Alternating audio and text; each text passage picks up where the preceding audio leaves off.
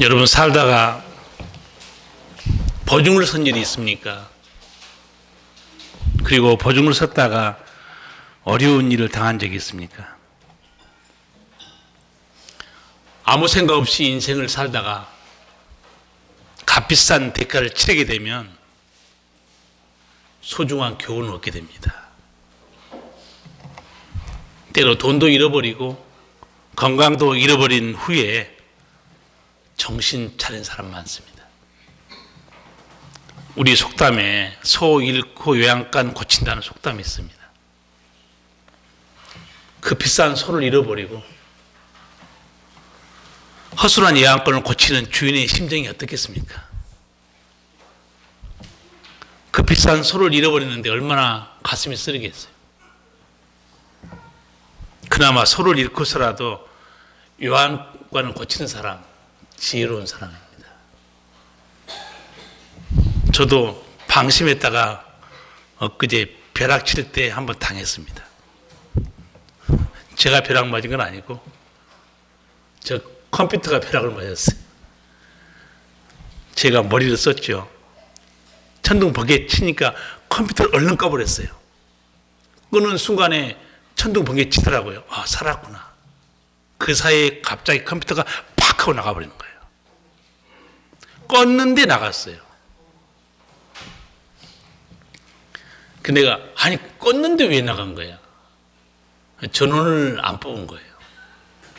역시 여전히 전원은 연결되어 있더라고요. 전원을 타고 들은 거예요. 갑자기 컴퓨터가 먹통돼가지고 앞이 노라인 거예요. 저는 뭐 성경 연구하든 설교 준비하든 모든 게 컴퓨터로 작업을 하는데 내가 참 잘못했구나. 왜 내가 전원을 빼지 않았던 거. 이미 나가서 컴퓨터를 들고 뛰어갔습니다. 가게로. 그랬더니 그 사장님이 아저씨 뒤에 또 한 사람 뛰어옵니다. 들고. 벼락치고 컴퓨터 많이 나간 것 같아요. 그래서 제가 인터넷에 뒤져가지고 벼락을 커버할 수 있는 그 다음에 과전류도 막아줄 수 있는 그 서클탭을 하나 샀어요. 거기 꼽아놓으니까 벼락을 쳐도 다 막아줍니다. 얘가. 한번 당하고 정신 차리고 준비한 거예요. 미리 알고 대비한 거는 지혜자입니다. 여러분 탕자가 아버지 집에 살 때는요.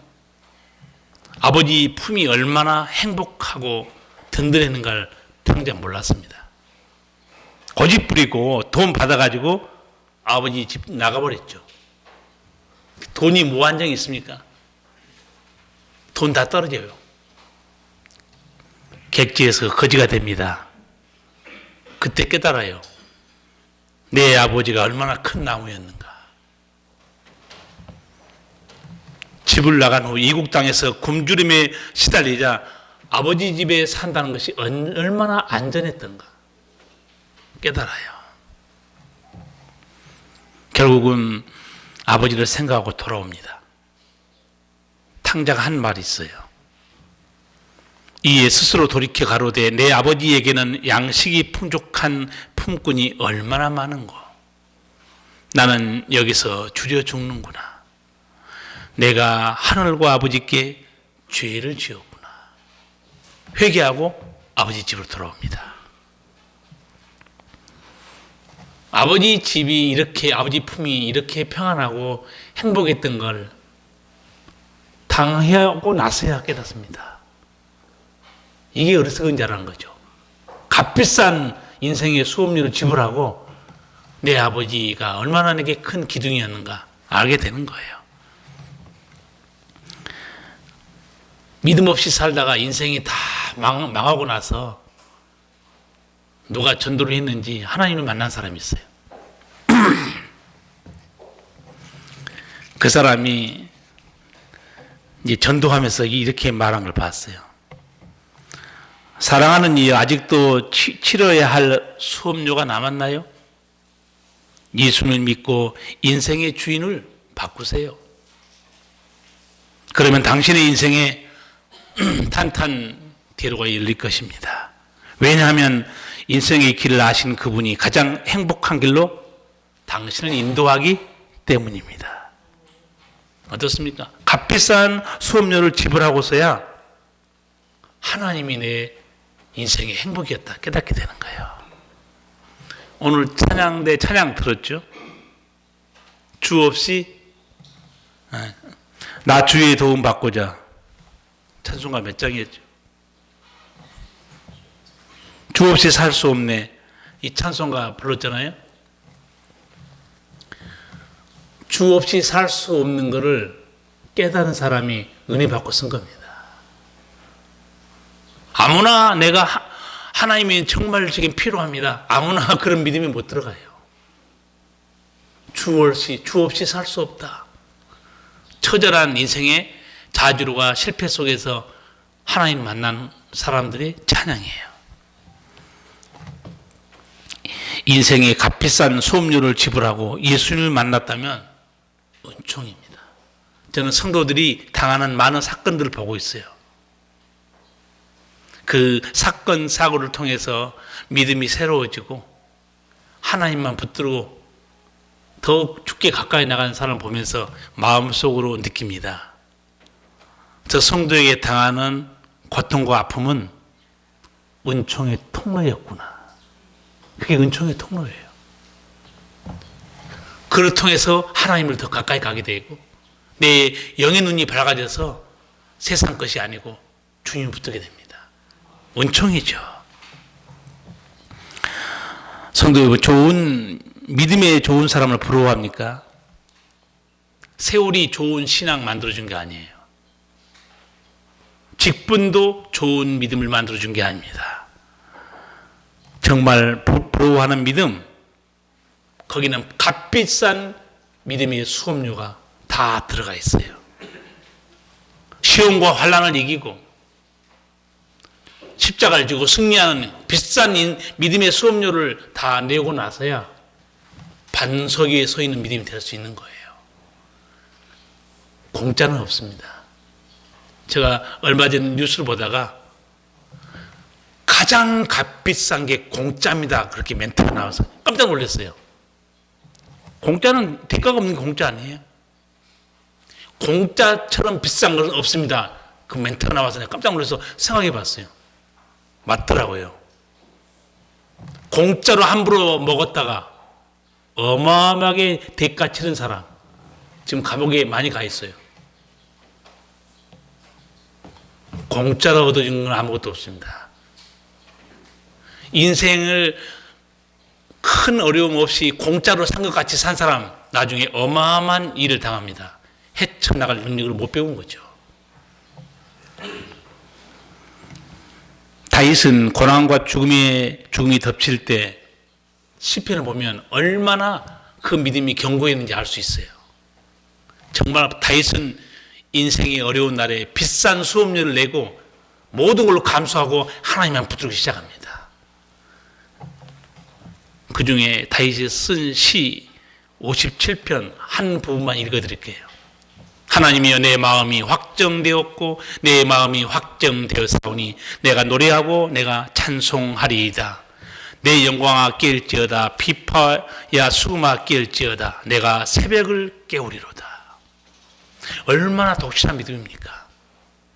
하나님, 내가 비록 지금 도망자의 신세가 되고 목숨이 언제 끝날지 모르는 위기에 살고 있지만 하나님 제 마음은 확정되어 있습니다. 저는 하나님만 믿기로 굳게 마음 먹었습니다. 하나님만이 나의 방패와 산성이심을 저는 의심하지 않습니다. 하나님, 내가 새벽마다 찬송으로 기도로 하나님 앞에 나가겠습니다. 내가 새벽을 깨우겠습니다. 정말 다윗은 엄청난 믿음의 수업료를 다 지불하고 흔들리지 않은 믿음을 가지고 있었어요. 하나님이 나중에 깨닫게 해줍니다.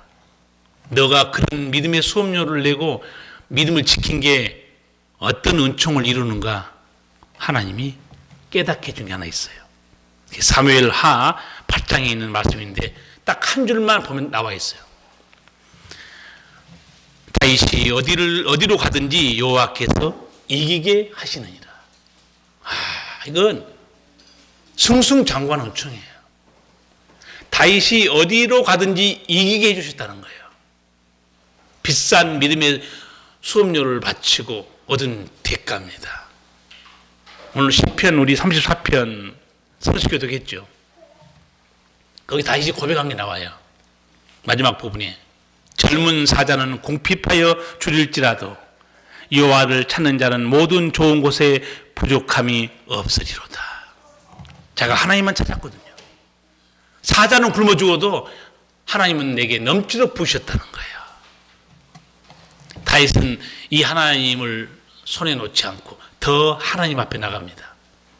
그때 이제 더 하나님을 알기 시작해요. 하나님이 다윗을 어떻게 하나님이 되게 깨닫게 해주는가. 여러분이 익히 알고 있는 시편 23편. 다윗이 하나님 어떤 분으로 알기 시작합니까? 여호와는 나의 목자시니 내게 부족함이 없으리로다.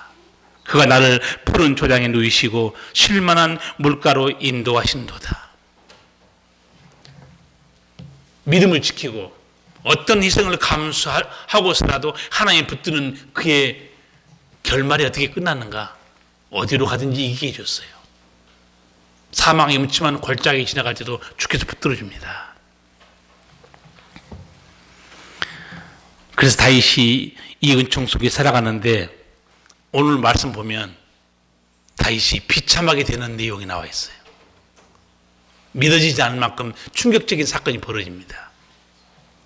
아까 제가 말씀드린 대로 젊은 사자는 궁핍하여 줄일지라도 여호와를 찾는 자에게는 모든 좋은 곳에 부족함이 없으리로다. 그 은총을 누린 사람이 다윗인데 하나님이 다윗을 높은 자리에 왕으로 세워주고 넘치게 부어주니까 변질됩니다.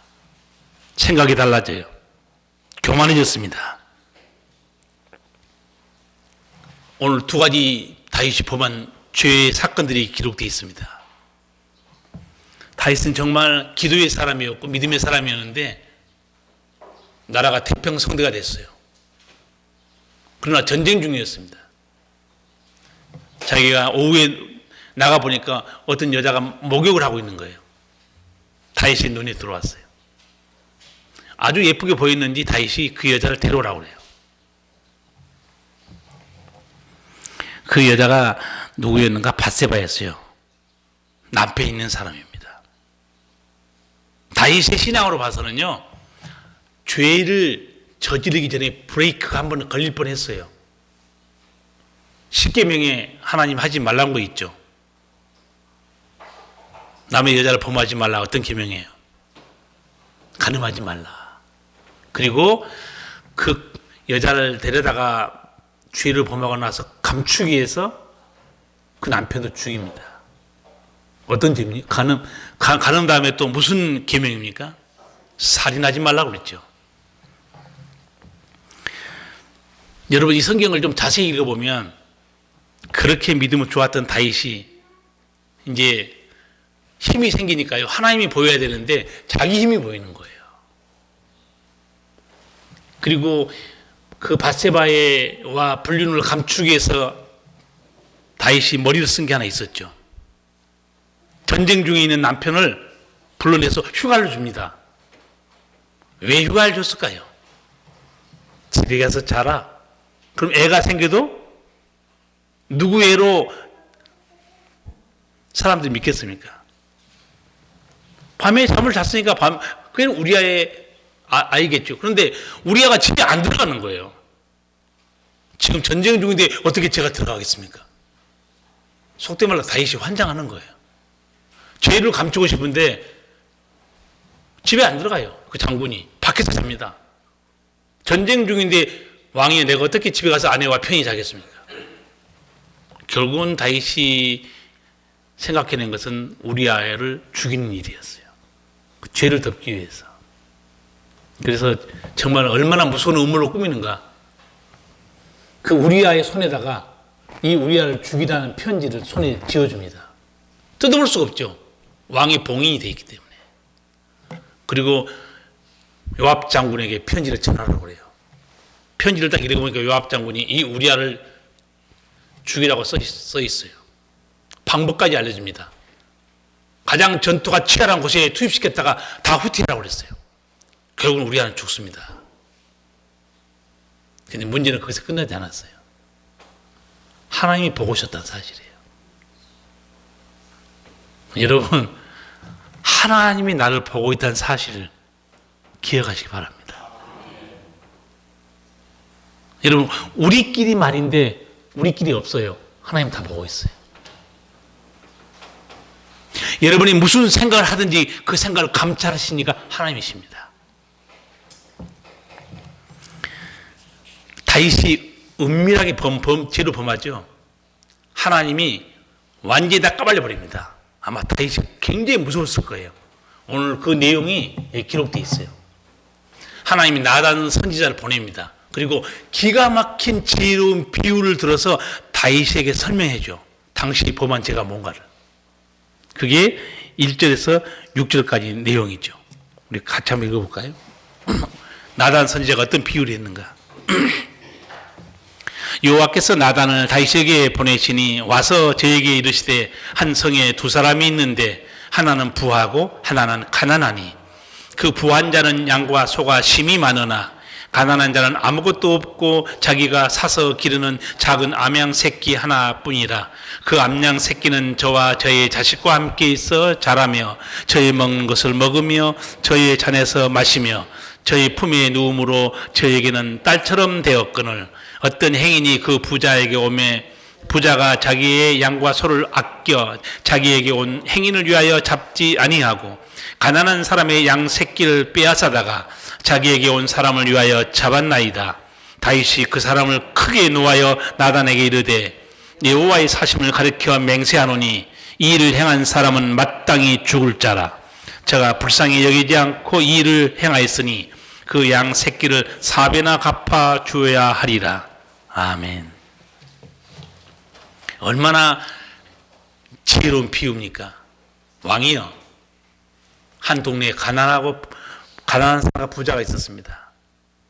그 가난한 사람 양 새끼 한 마리밖에 없었는데 부자가 자기 집에 손님이 오니까 그 하나밖에 없는 양 새끼를 뺏어다가 손님 대접했다는 거예요. 다윗의 신앙으로 볼 때 용납할 수 없죠. 다윗이 얼마나 의분이 강하고 정직하고 깨끗한 사람이었어요. 다윗이 어떤 반응을 보입니까? 그 사람을 크게 노하여 나단에게 이르되 여호와의 사심을 가리켜 맹세하노니 이 일을 행한 사람은 마땅히 죽을 자라. 아마 다윗이 불러다가 죽였을 거예요. 그런데 그 순간 나단이 조용히 말합니다. 뭐라고 말합니까? 7절에서 12절 사이에 이제부터 나단이 말한 게 나와요. 정말 무서운 일이 벌어집니다. 7절에서 12절까지 우리 같이 한번 읽겠습니다. 나단이 다윗에게 이르되 당신이 그 사람이라.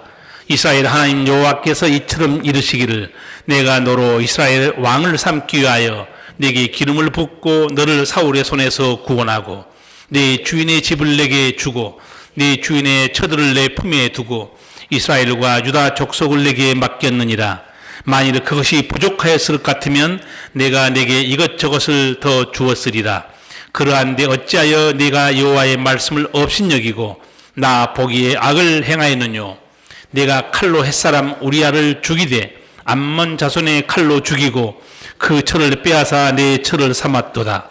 이제 내가 나를 업신여기고 햇사람 우리아의 철을 빼앗아 내 철을 삼았은즉 칼이 내 집에 영영이 떠나지 아니하리라 하셨고 여호와께서 또 이처럼 이르시기를 내가 내 집에 재화를 일으키고 내가 내 처들을 가져 내 눈앞에서 다른 사람에게 주리니 그 사람이 내 처들로 더불어 백주에 동침하리라.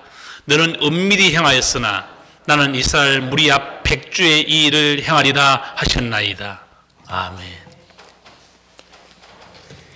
아마 제 생각에는 다윗이 이 나단 선지자의 책망을 듣고 다리가 풀려서 주저앉았을 거예요. 얼마나 무섭겠습니까? 집안에 칼부림이 일어날 것이다. 너 은밀히 행했지?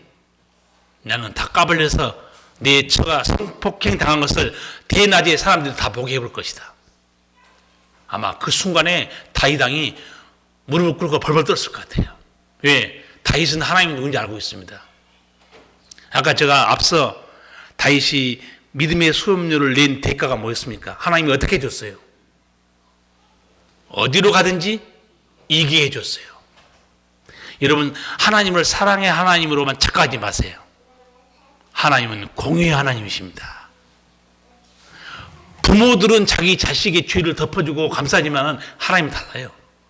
하나님은 그 죄가 인간을 죽이기 때문에 하나님은 그 죄를 반드시 닦아버려 버립니다. 그리고 반드시 징계해요.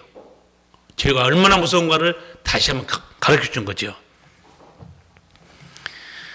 하나님께서 다윗에게 조목조목 말씀합니다.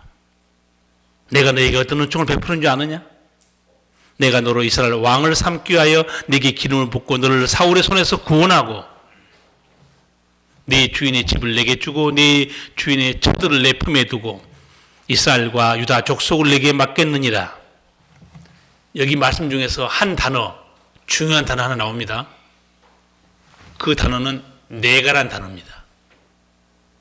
내가 그렇게 했다는 거예요.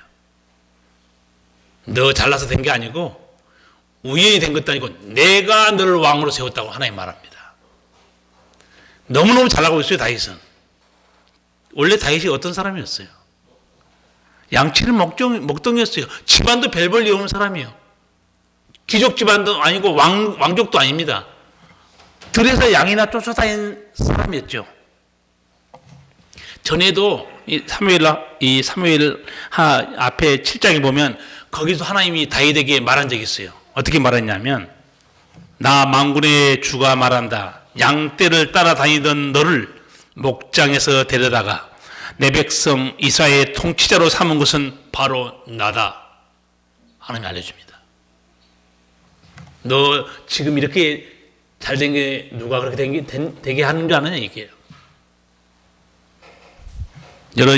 여러분 지금까지 득다시고 배부르고 놀러 다닐만 하고 여가를 즐기기만 합니까? 잘 생각하세요. 분명히 그 하나님의 은총이 아직도 있습니다. 지금 하나님이 다윗에게 말한 거 여러분도 기억해야 돼요. 내가 너로 이만큼 등 따시고 배부르게 살겠다. 뭐를 생각하고 사느냐? 하나님 질문할 수 있습니다. 사도 바울은 예수님만 나오고 나서 완전히 달라져요. 그리고 이렇게 고백합니다. 나의 나 된 것은 하나님의 은혜로 된 것이다. 고백해요. 정말 사도 바울은 멋진 사람입니다. 끝까지 사도 바울은 안 넘어집니다.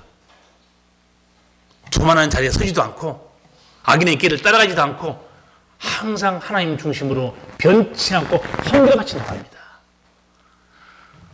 제가 신앙생활하면서 저도 부러워하고 있는 신앙이 어떤 신앙이냐? 한결같은 신앙입니다. 변치 않은 신앙이에요. 좀 하나님이 살만하니까 벌써 목소리도 달라지고 사는 것도 달라지잖아요. 그거 무너질 위험성이 있는 신앙이에요. 하나님께서 다윗에게 분노하시면서 하신 말씀 9절과 10절에 반복된 말씀이 하나 있습니다. 한번 보세요. 어떤 단어가 반복된 단어예요? 네, 내가 나를 업신여기고 두 번이나 반복됩니다.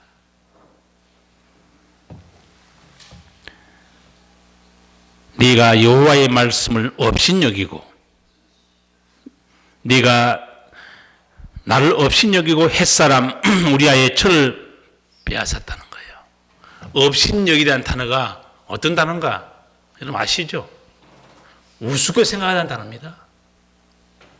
과소평가한 거예요.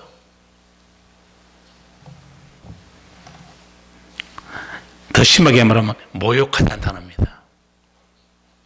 그러니까 하나님이 지금 다윗에게 뭐라고 말해요? 내가 너에게 말한 말들이 그렇게 우습게 보이냐 그 말이에요. 너는 나를 우습게 봤다는 거지. 내가 살인하지 말라, 가늠하지 말라 분명히 말했지 않냐? 아마 다윗이 너무너무 벌벌 떨었을 것 같아요. 하나님께서 짚고 넘어갑니다. 그렇게 하나님의 사랑받은 자였지만 죄인의 길에 서니까 하나님이 반드시 짚고 넘어가요. 근데 문제는 죄가 죄로 끝나지 않습니다. 그게 무서운 거예요. 어떻게 하나님이 죄의 대가를 치르게 하는가가 우리 읽은 10절에서 12절에 있습니다. 어떻게 말합니까? 10절에 보면 하나님이 어떻게 하겠다는 거예요. 칼이 내 집에 영영이 떠나지 아니하리라. 하나님 말씀하면요 그대로 됩니다. 여러분 성경 읽어서 기억나신 분은 다윗의 집안에 어떤 칼부림이 있어서 얼마나 많은 자기 자녀가 죽었는지 여러분 기억하실 거예요. 제일 먼저 누가 죽은지 아십니까? 제일 먼저 죽은 사람 어린애였어요. 다윗이 바세바하고 불륜을 저질러서 애가 태어나죠. 애가 태어났는데 하나님이 쳐버립니다. 병이 들어서 점점 죽어가요. 다윗은 엎드려서 자기 자식이니까 하나님께 살려달라고 그래요. 역시 또 아버지는 틀려요. 자기가 죄를 지어서 벌을 받고 있는데 자기 새끼는 살리고 싶은 거예요. 하나님 결국은 그 애를 죽입니다. 두 번째 칼부림이 또 일어나죠. 집안에. 다윗이 그 외동딸이 하나 있습니다. 다말이라고. 다윗은 처가 많아서 이복 형제들이 많아요. 장자 암논이 큰아들인데 큰아들이 이 이복 여동생 다말을 좋아하다가 음욕을 품다가 저질러요. 성적 욕망을 채우고 나중에 버려버립니다. 데리고 살면 다행이죠. 그런데 이 다말의 친오빠가 압살롬이었어요. 압살롬이 기회를 엿봅니다. 그러다가 자기 친형은 아니죠. 이복 큰 형인데 암논을 죽여버립니다. 세 번째 어떤 사건이 또 일어나는가? 이 압살롬이 결국 압살롬도 살해당합니다. 압살롬이 나중에 반란을 일으켜서 다윗 왕이 피신합니다. 다윗 왕이 피신할 정도가 안 되죠. 어마어마한 군사를 가지고 있습니다. 그런데 아들하고 싸우기 싫어서 아버지가 그냥 궁을 빠져나와 도망치는 거예요. 근데 나중에 다윗의 그 장군 요압이 압살롬을 쫓아오는 걸 보고 압살롬을 죽여버립니다. 그래도 아버지는 또 틀려요. 압살롬이 죽었단 말 듣고 아버지는 또 통곡합니다. 압살롬아, 내가 죽고 내가 살아야 되는데 내 아들 압살롬이 죽다니. 다 이런 집안의 칼부림 비극이 어디서 나온 거예요? 다윗이 씨를 뿌려놓은 겁니다. 하나님이 지금 다윗에게 엄청난 비싼 대가를 치르고 교육시키고 있어요. 살인하지만 내가 말라고 그랬지. 여러분 하나님 말씀 소홀히 여기면 안 됩니다. 그 다음에 하나님 거기서 끝나지 않죠. 너는 은밀히 남의 철을 빼앗아서 불륜을 저질렀지. 나는 대낮에 내 왕비들이 성폭행 당을 보게 해줄 것이다. 실제로 여러분 사무엘하 16장 읽어보세요. 사건이 기록되어 있습니다. 다윗이 얼마나 통곡하고 울었겠어요. 하나님이 다윗에게 이렇게 말하죠. 내가 내 집에 재화를 일으키고, 재화라는 단어는요 악한 일입니다. 내가 내 집안에 악한 일을 일으킬 것이다. 다윗은 이 말을 들을 때 벌벌 떨었을 거예요. 왜? 다윗은 하나님 누군지 알아요. 이사야 45장 7절을 보면 하나님이 내가 누구냐 확실하게 알려줍니다. 나는 빛도 짓고 어둠도 창조하며 나는 평안도 짓고 환난도 창조하나니 나는 여호와라 이 모든 일을 행하는 자니라. 성경에는 명백히 기록되어 있습니다. 복을 받아도 하나님 말씀했어요. 내가 주는 것이다. 환난과 풍파가 당해도 하나님 말씀해요. 내가 그렇게 심판하였노라. 명백하게 하나님 말씀합니다.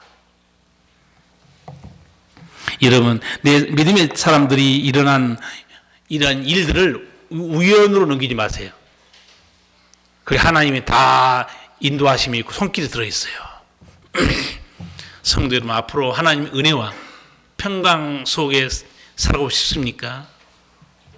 오늘 일어난 이 사건을 잊지 말기 바랍니다.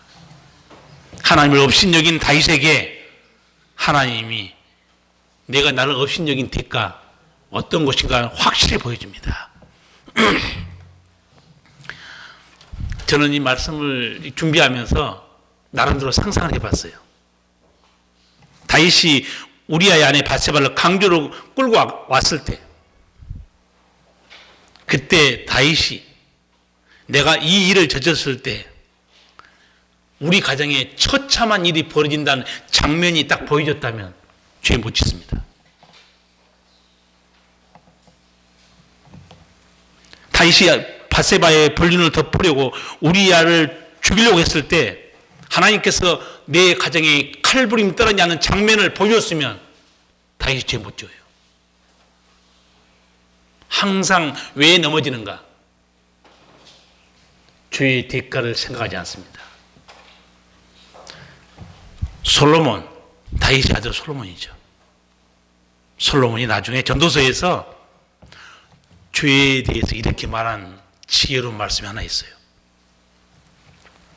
악한 일의 징벌이 속히 실행되지 않으므로 인생들이 악을 행하기에 마음이 담대하도다. 기가 막힌 말씀이에요. 사람들이 왜 죄를 범하는데 마음이 담대한가? 하나님이 그 즉시 심판하지 않기 때문에. 괜찮다고 넘어가니까. 여러분, 동네마다 개도 있고 집집마다 개 키우죠. 그 개한테 한번 물려본 사람은 그 집 앞에 개 못 지나갑니다. 한번 물렸기 때문에 멀리 돌아가 버려요. 하나님이 인간이 죄를 지을 때마다 징벌이 속히 임했으면요, 정신 차릴 거예요. 그런데 하나님이 스스로 뉘우치고 깨닫게 돌아오기를 기다리고 있어요. 안 돌아오면 하나님이 드디어 대가를 치르게 합니다. 여러분, 죄와 벌은 동전의 양면입니다. 반드시 같이 갑니다. 죄가 없어지라고 생각하지 마세요. 하나님은 반드시 대가를 치르는데, 민수기에도 하나님이 그런 무서운 말씀이에요. 죄가 정녕 너를 찾아낼 것이다 그래요. 무슨 말입니까? 죄가 너를 반드시 심판대 앞에 세운다는 거예요. 우리나라도 요즘 그 돌아가는 거 보면 군사 독재 시절에 정부 마음대로 재판하고 사람을 가두고 사형 선고를 내렸던 거 정상적으로 지금 다 조사 들어가죠. 어떻게 들어갑니까? 어떤 결과가 나왔어요? 정부에서 전부 잘못했다고, 재판도 잘못했다, 억울한 사람 죽였다, 다 나오기 시작합니다. 반드시 다 드러나요. 이제 5.18 사건도 다시 또 뒤집어지면서 그 군인들이 사람 죽인 것도 그렇지만 그 많은 여자들을 성폭행한 사건들을 대통령이 이번에 지시한 것 같아요. 반드시 색출하고 찾아내라. 대가를 치르게 한다는 거예요.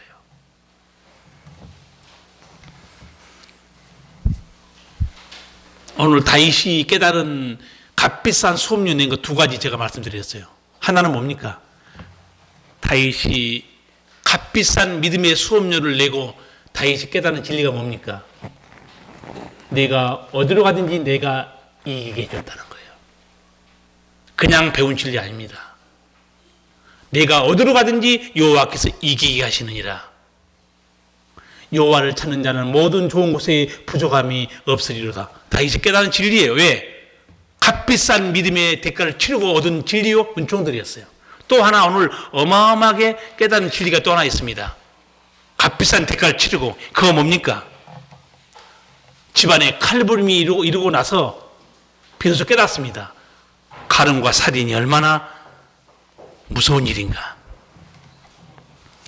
오늘 말씀을 통해서 여러분 몇 가지 사실을 깨닫기 바랍니다.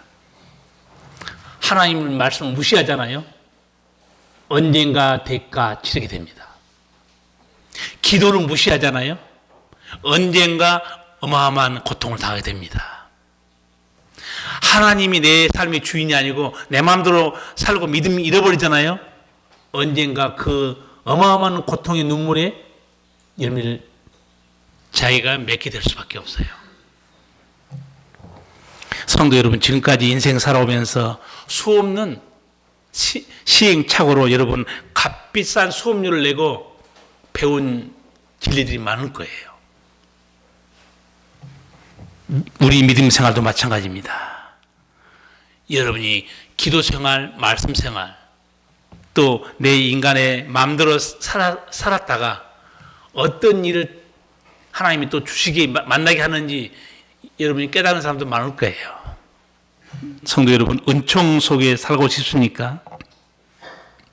불신앙이 아닌 믿음의 길로 가시기 바랍니다. 말씀을 붙들고 사시기 바랍니다. 그것이 은총과 평강의 길입니다. 기도하시겠습니다. 사랑의 주님, 오늘 주님께서 말씀을 통하여 우리에게 많은 메시지를 주셨습니다. 내가 내 말씀을 업신여기고 함부로 사느냐? 거기는 반드시 벌이 있다는 거 기억해라. 기도하지 않고 내 마음대로 세상 즐거움 속에 살아가느냐? 뿌린 대로 거두게 될 것이다. 사도 바울도 우리에게 알려주었습니다. 육신을 위해 심는 자는 육신으로부터 썩어질 것을 거두고 성령을 위해 심는 자는 성령으로부터 영생을 거둘 것이다. 말씀하시는데 우리 믿음의 식구들, 오늘 하나님 말씀을 듣고 죄인의 길에 오만한 자의 자리에 악인의 꾀를 쫓지 아니하고 여호와의 말씀을 죄하러 묵상하며 그 말씀과 함께 승리함으로 그 행사가 형통하여 시냇가에 심은 나무처럼 은혜 속에 살게 하여 주시옵소서. 예수님 이름으로 기도하옵나이다. 아멘.